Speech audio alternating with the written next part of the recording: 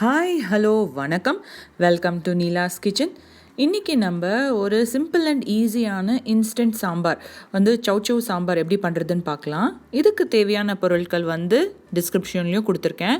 முதல்ல நம்ம சவ் ஒரு ஸ்மால் க்யூப் பீசஸில் கட் பண்ணி குக்கரில் வேக வச்சு எடுத்துக்கலாம். லைட்டாக உப்பு போடுங்க, ஏன்னா அப்புறமா கூட நம்ம சேர்த்துக்க போகிறோம். அதுக்கப்புறமா இதுக்கு தேவையான மசாலா பொருட்களை நம்ம மிக்சியில் அரைச்சிக்கலாம். முதல்ல கொஞ்சம் தேங்காய், அதுக்கப்புறமா உளுத்தப்பருப்பு, கடலைப்பருப்பு, வெந்தயம், கொஞ்சம் கடுகு, அப்புறமா சீரகம் இது சேர்த்துக்கோங்க.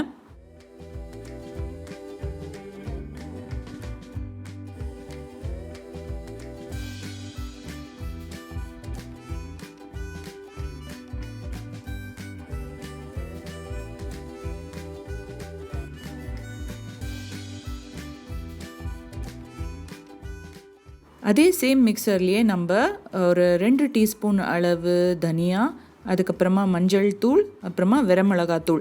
நீங்கள் வெரமிளகாத்தூளும் போடலாம், இல்லைன்னா உணர்ந்த மிளகாயும் போட்டுக்கலாம். உங்கள் காரத்துக்கு ஏற்ற மாதிரி போட்டுக்கோங்க.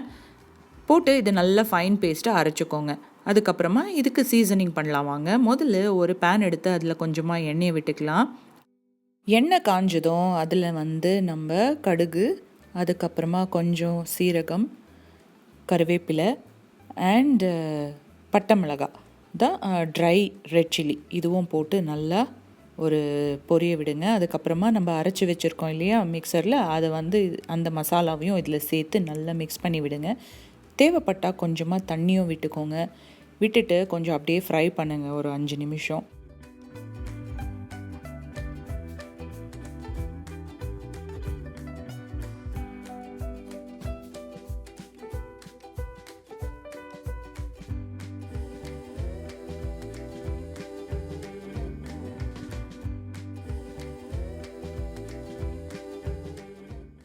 நம்ம ப்ரெஷர் குக் பண்ணி வச்சுருக்க சவுச்சோவோட ஒரு துண்டு அளவு வெல்லத்தையும் சேர்த்துக்கோங்க. அது கரைச்சிட்டு தண்ணியாக சேர்த்துக்கினாலும் பரவாயில்ல.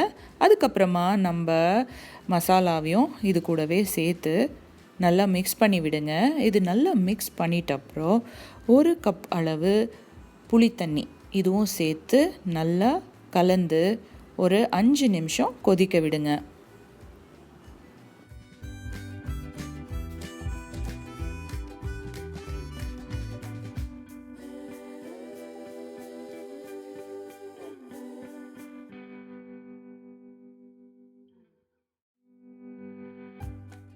ஃபைனலாக நம்ம கட் பண்ணி வச்சுருக்கிற கொத்தமல்லியும் சேர்த்து மிக்ஸ் பண்ணிவிட்டு ஹாட்டாக சர்வ் பண்ணுங்கள்.